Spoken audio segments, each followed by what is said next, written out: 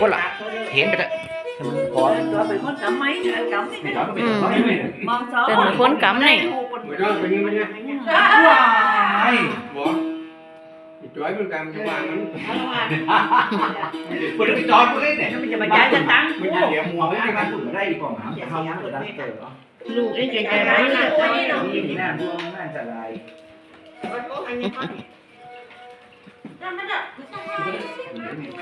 ไม่ใช่แต่ตัวละลายแน่สุดแล้วที่มัน nó của nó nè cắm nhà của ba đấy cho cả cái mẹ hết cắm mắt cả không chuyện là cho nó con thì tôi cắm dọc cắm โอ้สลอดแล้วนั่นมันมี200 จะรอดกันนะจะเป็นมุ้งผง จะไปหากินแล้วกันคนนี้จะนะ กูจะเอาอันมา ดัดดูเป็นแท้เต้อ แกนี่ไม่เป็นผง tốt nam nam này mà đáng đó อีสานได้กำปางเลยนะ แม่ค่ายได้เป็นแอดมินได้ด้วย đi nát คนมาถามนี่โอ้ฮะต้องแบบว่าอีเนี่ยไปถามว่าจะหิวหมดผีเนี่ยใครๆไปซื้อหลังบ้าน ไล่มันจะได้มาซ้อนมาถามเมียลูกน้องกับก้อเขาเด็กไปอย่างนั้น cái đó là cái bẹt hay cái sống à ก็ซ่อนที่ฉันไม่แน่ bỏ sót đấy nhỉ qua bên bữa thời rồi nó đã ma em khả cả má má mà đây thì em ăn มาจงก็ได้เนาะ cho mình phải nói kia cái gì à bây giờ เอา á เทียบ má เอาเทียบในล้อบอกจะว่าเนาะซ้อนเลยมาซ้อนเลย บ้านซื้อน้ำร้อนแล้ว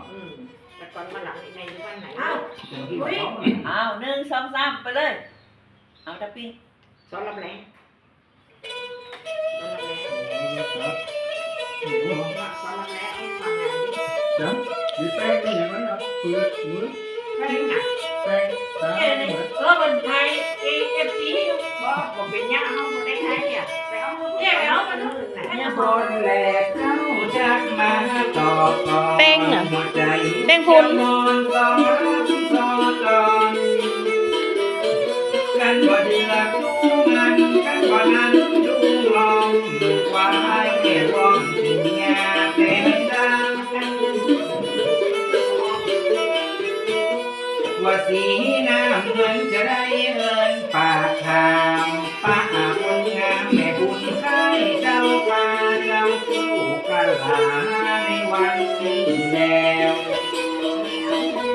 วันเกิดยังเดินที่แม่อยู่ที่ไหนคนบ้านใด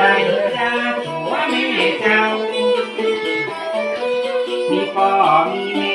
คืออย่างนั้นเราตัวแม่เจ้าเป็นลูกคนใด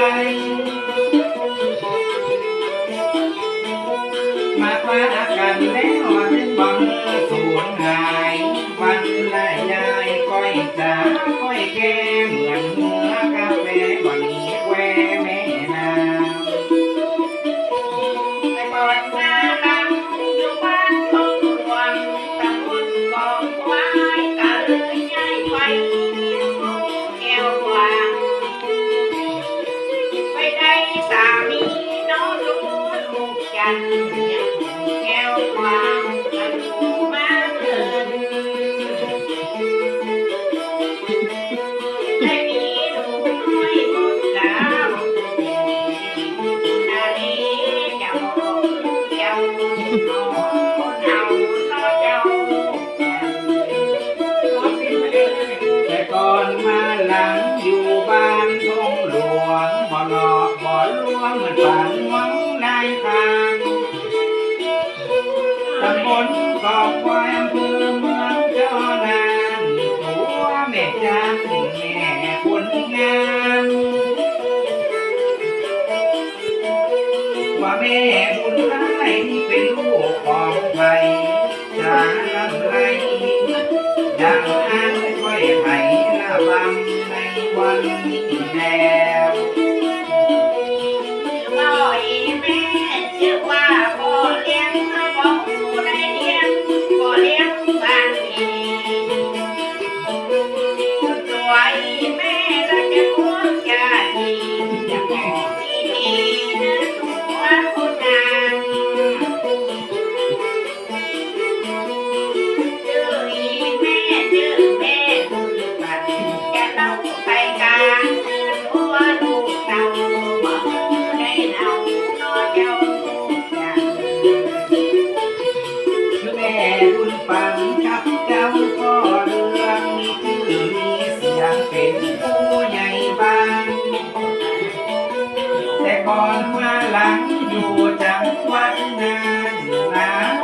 จันไปมีครอบครัวอยู่อำเภอคงพะเยานั่นหนอเดี๋ยวนี้มาสอนขอลูกลาแก้ไขจ๋าในเวลานี้แล้วแม่เป็นแม่ไม้หรือว่าเป็นแม่ห้างจะหาแม่จันไปยังสายตาสองปัญญาค่อยจ๋าค่อยแม่ว่าป่วยได้จนอย่าจนเนื้อจนแม่จะเอามันแน่มันจะไม่ยิงดิ้นว่าแม่บุญได้บ่ได้ข้างได้จริงว่าเป็นแม่ยิ่งจะมาสอนนั่งนอนสอบผู้สุนทรในวันนี้แล้ว บ่ได้เป็นแม่ห้างบ่ได้เป็นสาวจีลูกหัวบ่มีอยู่ยังบ้านจะบอกเพื่อนรู้รู้ยังจะบอกตามได้ฟังแม่เป็นแม่ไม้ละมันนี้ต้องกันดีๆนะทั่วบาดาลที่ได้ทำมานอนลาลูกจัน เมื่อนี้กาแม่เป็นแม่ไม้นายน้องไห้อย่ามางามเหลือใจจะลำไรไปตัวเนื้อเจ้า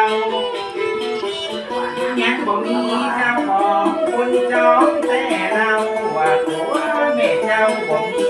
คนจริงแม่เป็นแม่ไม้งามเหมือนสาวจีกินนาลียังบ่มีผู้ทอนวันนี้สุนทรได้มาช่วยกันว่าแม่บุญให้งามแต่งามเหลือปันงามเหลือไปยังแม่เจ้าเป็นจ้างรอเดิมในวันนั้นเราสมัยมาเก่าเป็นจ้างสอดีวันนี้น้องรักแก้วแก่นดวงสีมาสอประเพณีพื้นเมืองพื้นบ้านหลังจากลำพันในวันนี้แล้ว มันมีป่าเลิกมีแต่เมียเขาเมียเจ้าไม่ประมาบ่ได้จะบอกเพื่อนรู้ลูกใครไปหาบ่ได้มันมายาวใครได้ป่าเลิกแล้วมันเป็นของเขาไม่จะไปเอาคืนมาบ่ได้จะบอกใส่ใจในวันค่ำ แก้มเบียงซ้ายมีแต่เพชรตาว่าแก้มเบียงขวาไปยังแม่เจ้ามันมีหอยดำต่ำอยู่นั่นเล่าว่าตัวแม่เจ้าว่าบ่มีคนจองอันว่าแก้มเบียงซ้ายเหมือนเกศนาจาว่าแก้มเบียงขวาหอยดำอยู่หันเป็นไผจะนอมาพบกาเพียว ส่วนตัวไรแม่ถ้าบ่มีของไทยจะไทยมันยังจะรู้บาดาลเราจะดูว่าเราถ้าจะบอกว่าลาใจในส่วนตัวไรแม่บ่มีไปจะเราบรรยายเนื้อตัวลูกน้อยให้ไม่ที่คอยมีเท่าใดก็บอกทาง ว่าตาอยู่หน้าบ่อหันแต่ใจมันยังคุ้นได้แม่เจ้าไปอยู่ด้วยกันถึงวันคำเจ้าหัวแม่เจ้ามันสร้างความดีว่าแม่บุญให้มีสักมีสีแม่เป็นคนดีปารมีช่วยสร้างมันกินมันสร้างในวันนี้แล้วว่ามน และซอยร้อยปันห้อยกลางสั่งต้องเม็ดละงาดำมันหาบ่ได้บ่มีผู้ครองจากมันเตอแม่ให้ตัวแม่ให้ค่อยนะค่อยตามจะเป็นซาเขาไปยังจังหันสิ่งยังแก่กรรมช่วยไปจังนาบุญจะช่วยหักษาบารมีช่วยกรรม